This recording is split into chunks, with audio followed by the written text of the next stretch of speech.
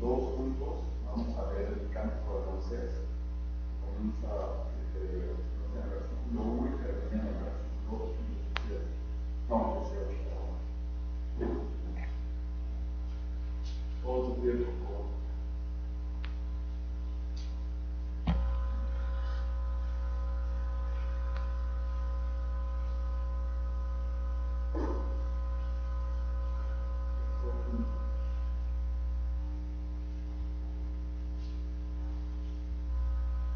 Entonces cantó Moisés, todos juntos, por favor.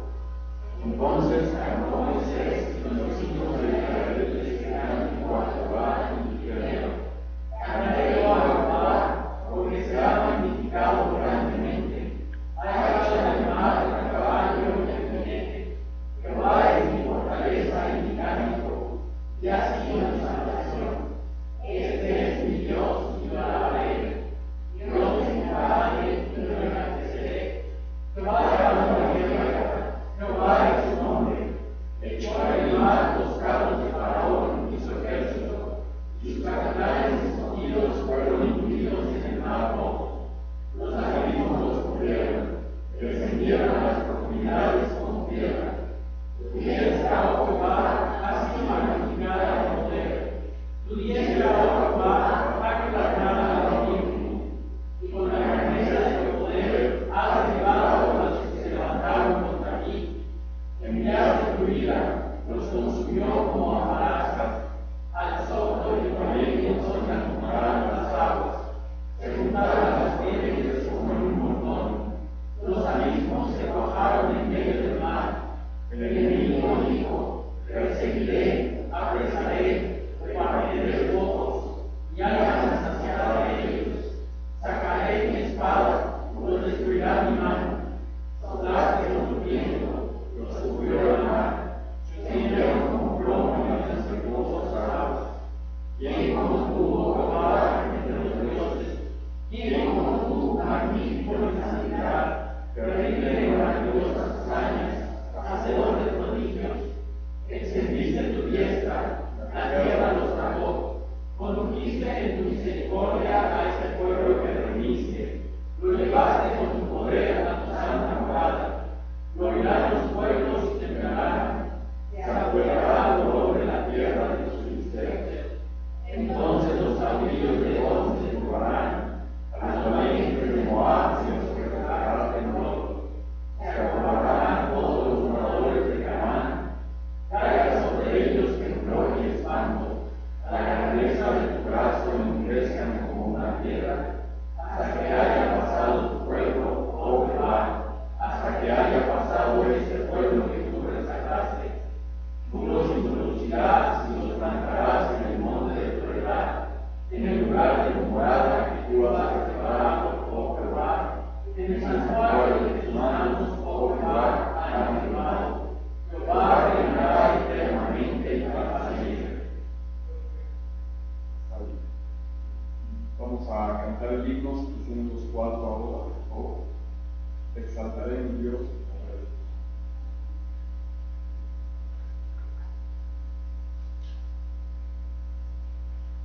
Eternamente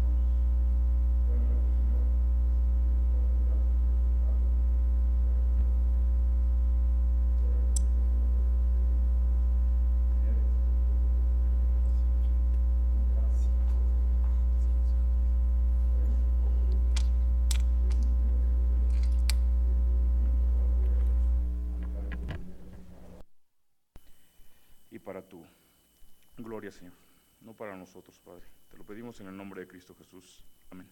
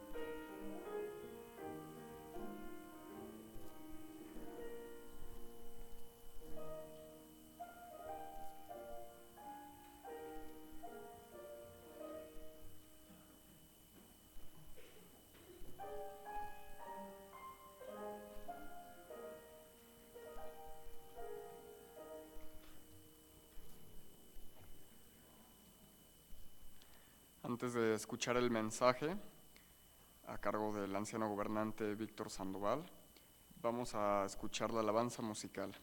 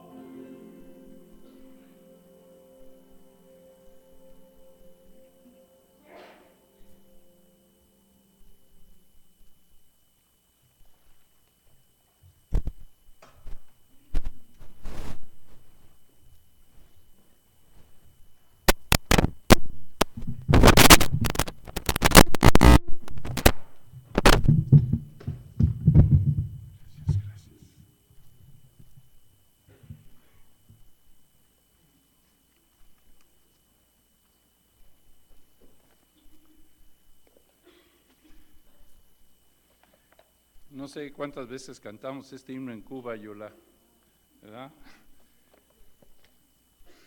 Pero era uno de los himnos favoritos hace un año que estuvimos allá, que gustó mucho a los hermanos y seguramente les edificó como nos edificaba a nosotros cada vez que lo presentábamos.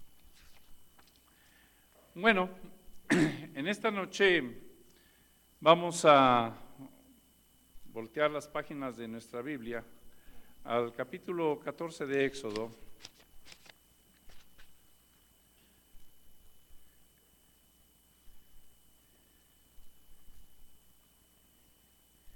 Y voy a leer este episodio que no por conocido deja de ser significativo y con un gran mensaje para nosotros. Ya han salido los israelitas de Egipto en esa noche prodigiosa y ahora, guiados por la columna de fuego y de humo, los encontramos cuando habla Jehová a Moisés diciendo: Di a los hijos de Israel que den la vuelta y acampen delante de Pi Harirot, entre Migdol y el mar hacia Baal Zephón, y delante de él acamparéis junto al mar. Porque Faraón dirá a los hijos de Israel: encerrados están en la tierra, el desierto los ha encerrado. Y yo endureceré el corazón de Faraón para que lo siga, y seré glorificado en Faraón y en todo su ejército, y sabrán los egipcios que yo soy Jehová. Y ellos hicieron así. Y fue dado aviso al rey de Egipto que el pueblo huía, y el corazón de Faraón y de sus siervos se volvió contra el pueblo, y dijeron: ¿cómo hemos hecho esto de haber dejado ir a Israel para que no nos sirva? Y unció su carro y tomó consigo su pueblo, y tomó 600 carros escogidos, y todos los carros de Egipto, y sus capitanes sobre ellos. Y endureció Jehová el corazón de Faraón, rey de Egipto, y él siguió a los hijos de Israel. Pero los hijos de Israel habían salido con mano poderosa. Siguiéndolos pues los egipcios con toda la caballería y carros de Faraón, su gente a caballo y todo su ejército, los alcanzaron acampados junto al mar, al lado de Pi Harirot, delante de Baal Zephón. Y cuando Faraón se hubo acercado, los hijos de Israel alzaron sus ojos, y aquí que los egipcios venían tras ellos, por lo que los hijos de Israel temieron en gran manera y clamaron a Jehová, y dijeron a Moisés: ¿no había sepulcros en Egipto que nos has sacado para que muramos así en el desierto? ¿Por qué has hecho así con nosotros que nos has sacado de Egipto? ¿No es esto lo que te hablamos en Egipto diciendo: déjanos servir a los egipcios? Porque mejor nos fuera servir a los egipcios que morir nosotros en el desierto.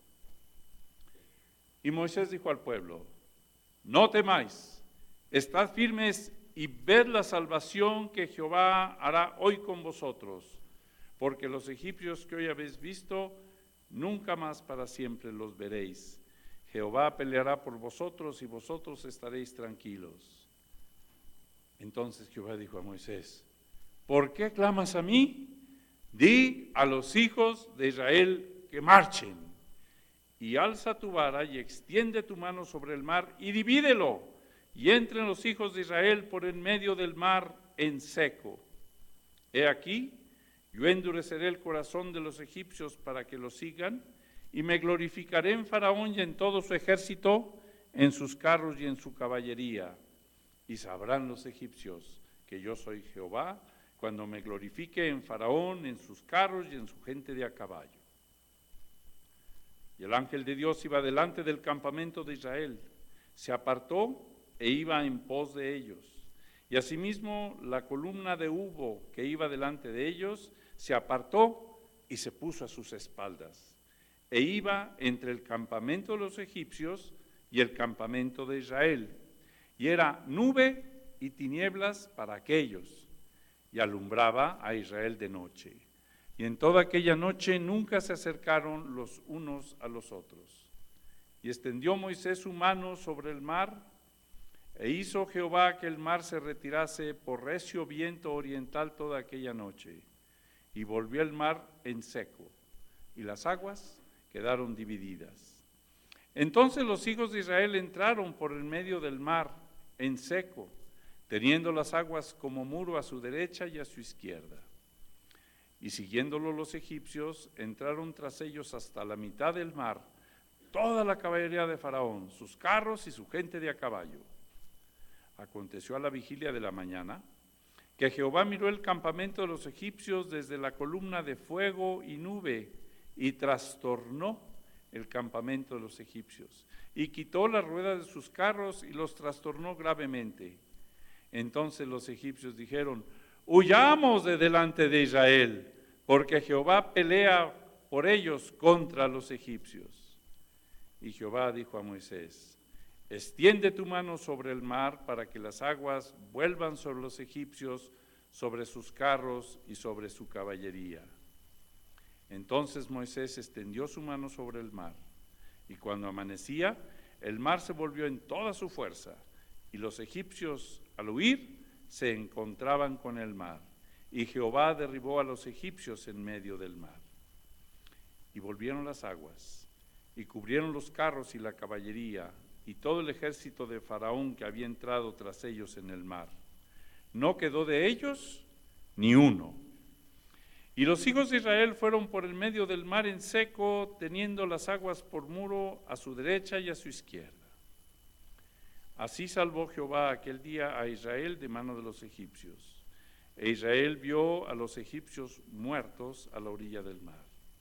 Y vio Israel aquel grande hecho que Jehová ejecutó contra los egipcios, y el pueblo temó a Jehová, y creyeron a Jehová y a Moisés su siervo. El versículo 15.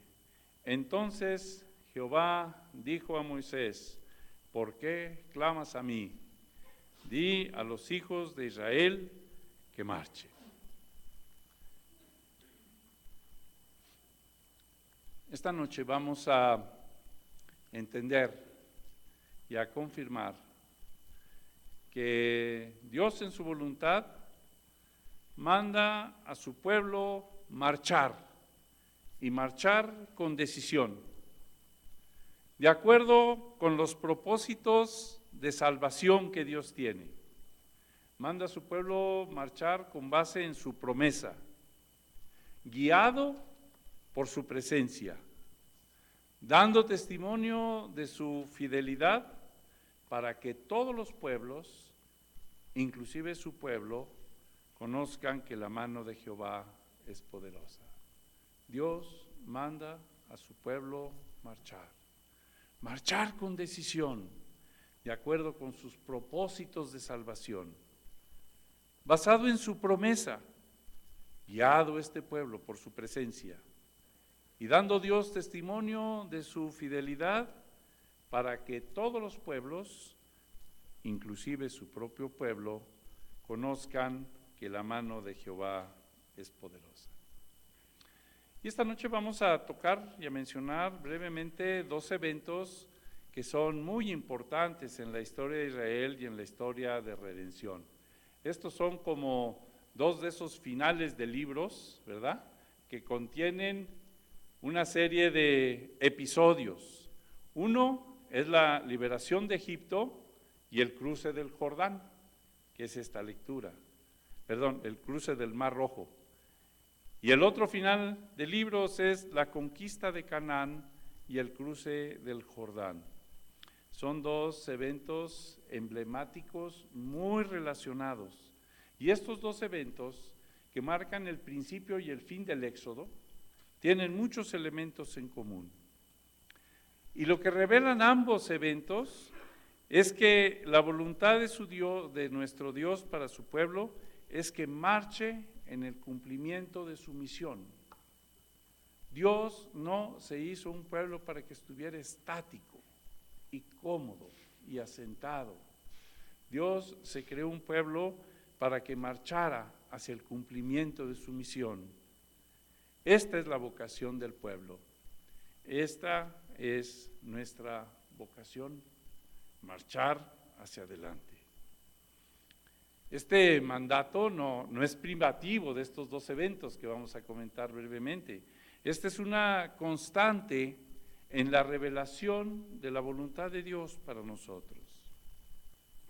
Algunos episodios de la Biblia, segunda de Pedro 1:15, dice: vosotros también, poniendo toda diligencia, Dios nos llama a ser diligentes, poniendo toda diligencia en esto mismo, añadid de vuestra fe virtud. Y aquí va a hablar de las características internas de la persona, más que de las acciones hacia afuera. Añadid a vuestra fe virtud, a la virtud conocimiento, al conocimiento dominio propio, al dominio propio paciencia, a la paciencia piedad, a la piedad afecto fraternal y al afecto fraternal amor. Habla de las calidades espirituales que Dios pone en su pueblo y dice que si estas cosas están en nosotros y abundan, no nos dejarán estar ociosos ni sin fruto en cuanto al conocimiento de nuestro Señor Jesucristo.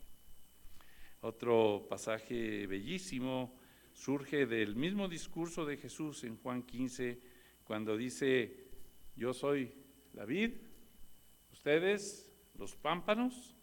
Todo pámpano que en mí no lleva fruto, el Padre lo quitará. Pero el que lleva fruto, lo limpiará para que lleve más fruto. En esto es glorificado mi Padre, el Señor Jesús, en que llevéis mucho fruto y seáis así mis discípulos. En el libro de Hebreos que hemos estado estudiando ya por varios meses, dice que Dios no es injusto para olvidar vuestra obra y el trabajo de amor que habéis mostrado hacia su nombre, habiendo servido a los santos y sirviéndoles aún. Pero deseamos que cada uno de vosotros muestre la misma solicitud hasta el fin, para que plena certeza de la esperanza, a fin de que no os hagáis perezosos, sino imitadores de aquellos que por la fe y la paciencia heredan las promesas. En el capítulo 11 habla de todos aquellos que son testigos de esa fe, que marcharon hacia adelante, y dice que nosotros no hemos de ser perezosos, sino imitadores de aquellos que por la fe y la paciencia heredan las promesas. Hay una herencia por recibir. Finalmente, en 1 Tesalonicenses dice el apóstol: también os rogamos, hermanos, que amonestéis a los ociosos. Y si hubiere ociosos entre nosotros, es nuestra obligación amonestarles en amor para que lleven fruto también. Entonces, esta es la voluntad de Dios, no hay duda. Dios quiere que marchemos, que vayamos adelante, que experimentemos su gracia, que cumplamos nuestro propósito, que experimentemos su dirección y guía, que así instruyamos a nuestros hijos, que cuando nos pregunten el porqué de nuestros procederes, narremos la fidelidad de Dios manifestada en su obra gloriosa, para que todos sepan que el brazo de Jehová es poderoso. Entonces, brevemente, abordemos el primer episodio, ahí en el libro de Éxodo. No voy a leer los pasajes, no sería adecuado, pero sí vamos a mencionar una serie de elementos que es importante que ustedes noten, porque los mismos elementos van a estar presentes en el fin del Éxodo. El Éxodo se inicia allí, precisamente, cuando el pueblo cruza el Mar Rojo, y el Éxodo concluye cuando el pueblo está listo para cruzar el Jordán y tomar la tierra de Canaán. En el principio del Éxodo hay una teofanía, está aquella zarza ardiente, que cuando Moisés, después de 40 años de estar en el desierto, aprecia y se acerca, movido por la curiosidad al ver que ardía y no se consumía, y una voz le dice: quita las sandalias de tus pies, porque este lugar es un lugar santo. El llamamiento de Moisés se da así. en el capítulo 12 de Éxodo, si quieren acompañarme en esta brevísima revisión. En el capítulo 12 del Éxodo aparece la Pascua.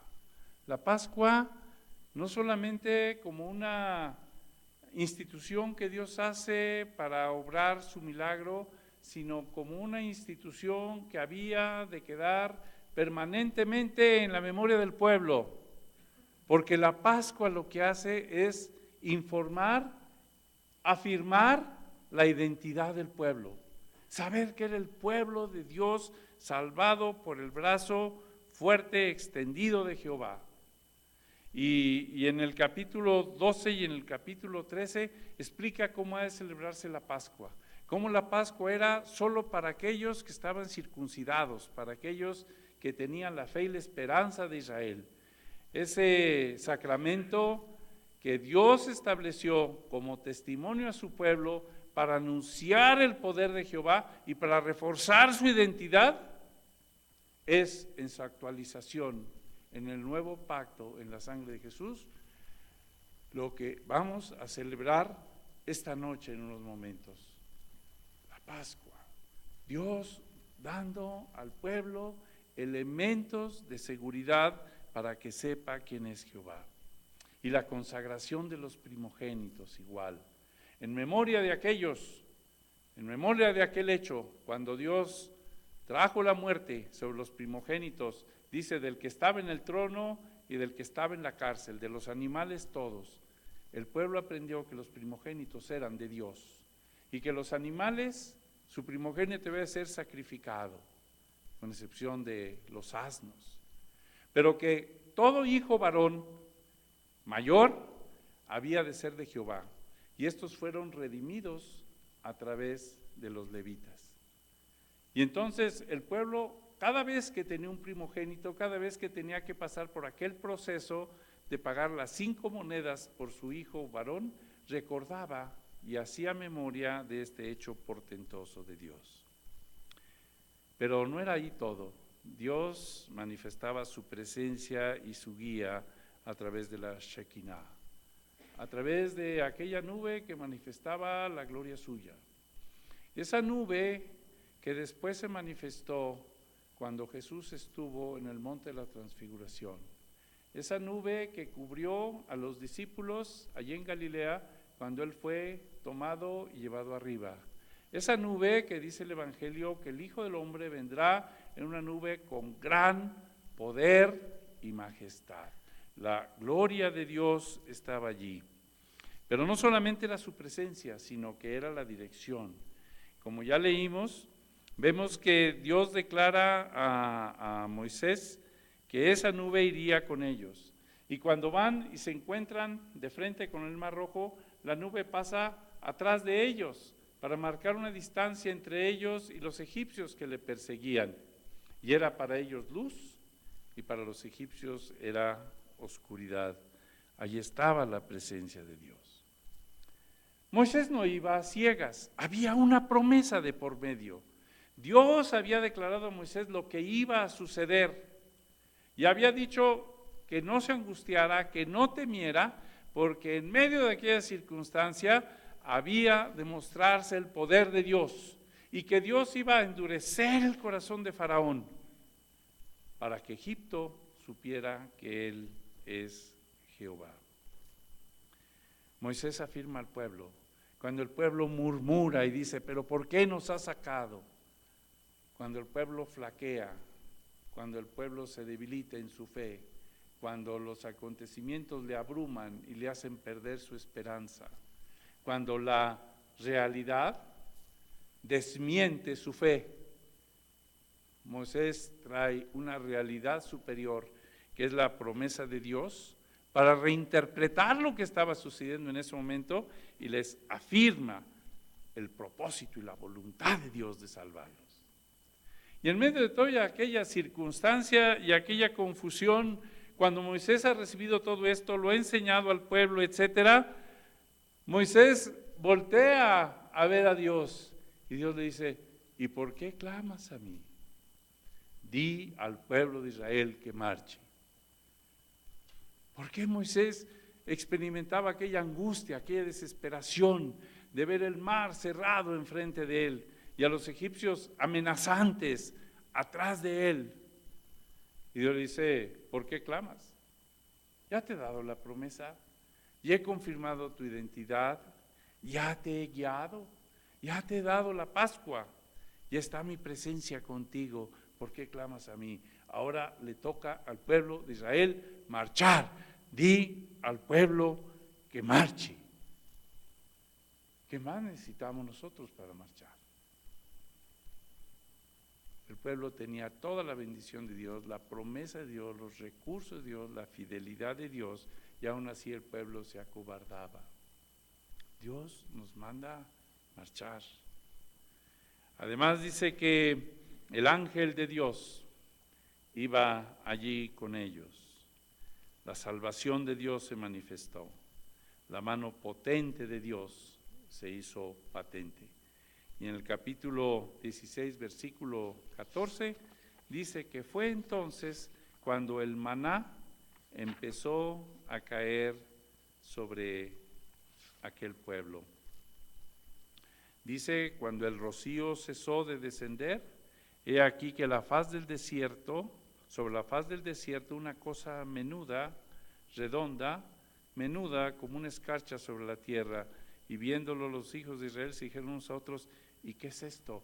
Porque no sabían lo que era. Entonces Moisés les dijo, es el pan que Jehová os da para comer.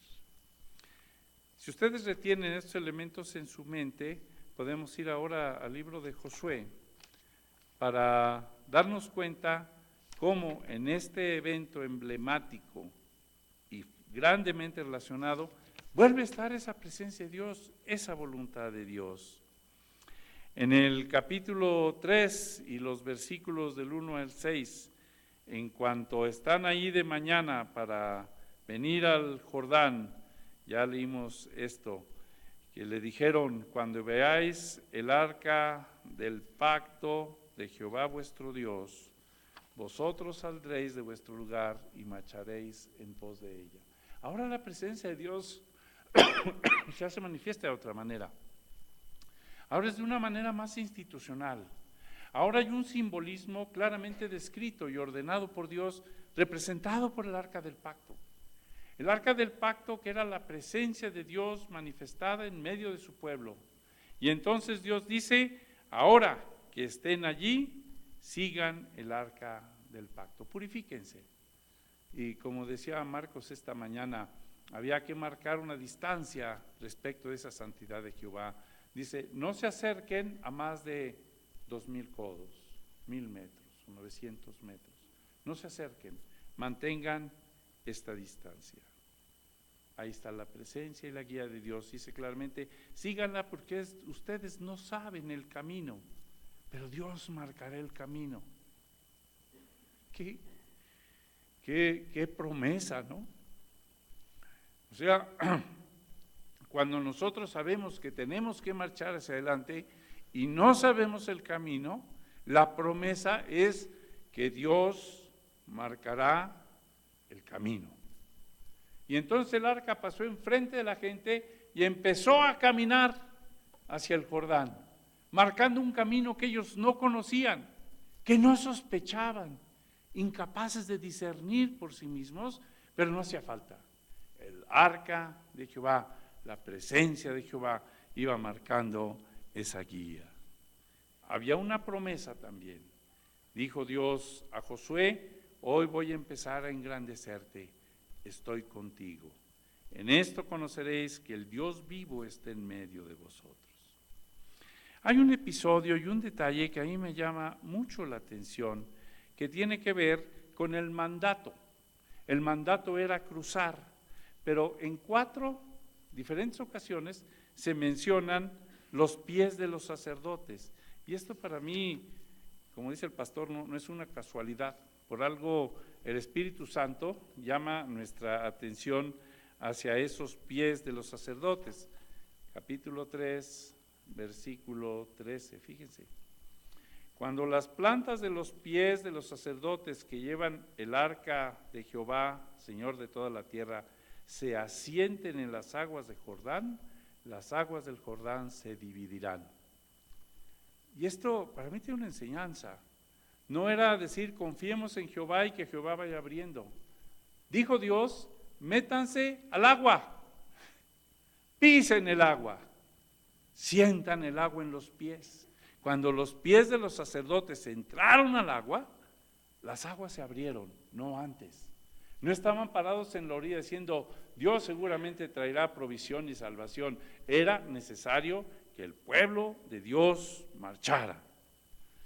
Después, en los versículos 15 y 16 de ese mismo capítulo 3 de Josué, dice, cuando los que llevaban el arca entraron en el Jordán y los pies de los sacerdotes que llevaban el arca fueron mojados en la orilla del agua, las aguas que venían de arriba se detuvieron como un montón bien lejos de la ciudad de Amán. Entraron al agua, se mojaron los pies, Dios puso su fe a prueba, Dios demandaba de ellos credulidad y una manifestación visible de su confianza en Él, y cuando entran al agua se abre. Y después dice que cuando estaban en medio del mar, estuvieron a pie firme en lo seco. Ahí estaban los sacerdotes parados con el arca, a pie firme en lo seco. En aquel lugar de donde habían de extraer 12 piedras para hacer un monumento, una por cada tribu de Israel, en seco. Y finalmente dice que cuando los pies de los sacerdotes al cruzar el Jordán estuvieron en lo seco, el agua se cerró. Había un testimonio de aquellas 12 piedras. Y no fueron 12, fueron 24, porque Josué dijo, hagan el monumento acá afuera, pero también hagan un monumento en medio del Jordán, para que sus hijos sepan, que Dios es nuestro Dios y que Dios ha traído salvación. Que todos los pueblos conozcan, dice, que la mano de Jehová es poderosa. Y otra vez viene la Pascua. La Pascua viene en Gilgal, como una gran celebración, como una reconfirmación de aquello que había sucedido cuando salieron de Egipto, cuando estaban por constituirse como un pueblo, por iniciar aquella gran aventura. Ahora en este final de la Odisea, Dios vuelve a traer al pueblo la Pascua para testimonio de ellos. Y en el capítulo 5 y el versículo 12 dice que entonces terminó el maná. Ya no cayó más el maná. Y también hay una teofanía en el capítulo 5, en el versículo 15, donde dice que cuando Josué estaba cerca de Jericó, ya después de cruzar el Jordán, alzó sus ojos y vio un varón que estaba delante de él, el cual tenía una espada desenvainada en la mano. Y Josué, vísperas de la batalla, va hacia él y dice, ¿eres de los nuestros o de nuestros enemigos? Y él respondió, no, mas como príncipe del ejército de Jehová he venido ahora. Allí estaba otra vez el ángel de Jehová. Aquel ángel de Jehová que había salido con ellos hacía más de 40 años de Egipto, que estaba presente para manifestar su presencia, su dirección, su protección, su brazo fuerte, vuelve en esta teofanía a aparecer cuando están por enfrentar la conquista de Canaán. Dice, como príncipe del ejército de Jehová he venido. Entonces Josué, postrando su rostro sobre tierra, le adoró. ¿Qué dice mi señor a su siervo? Fíjense lo que dice. El príncipe del ejército de Jehová respondió, quita el calzado de tus pies, porque el lugar donde estás es santo. Es maravilloso esto. O sea, cómo Dios en ambos episodios es capaz de mantener su propósito, su apoyo, sus símbolos, su significado, su promesa, su fidelidad, su testimonio al pueblo suyo. Todo esto ¿para qué? Para que el pueblo marchara. Para que el pueblo marchara. ¿Y cuál es la conclusión de todo esto? Estamos acabando un año y hemos cumplido 33 años y vamos por el 34. ¿Cuánto hemos avanzado? ¿Cuánto hemos marchado? No sé, no importa. El chiste es que estamos ahora ante un nuevo llamado. El chiste es que es tiempo de que cada uno de nosotros asuma su responsabilidad y su rol, renueve su amor y su interés, renovemos nuestra vocación de servicio, porque tenemos una misión, Nuestra misión es llevar el Evangelio, nuestra misión es dejar testimonio de la obra de Dios en nuestra generación.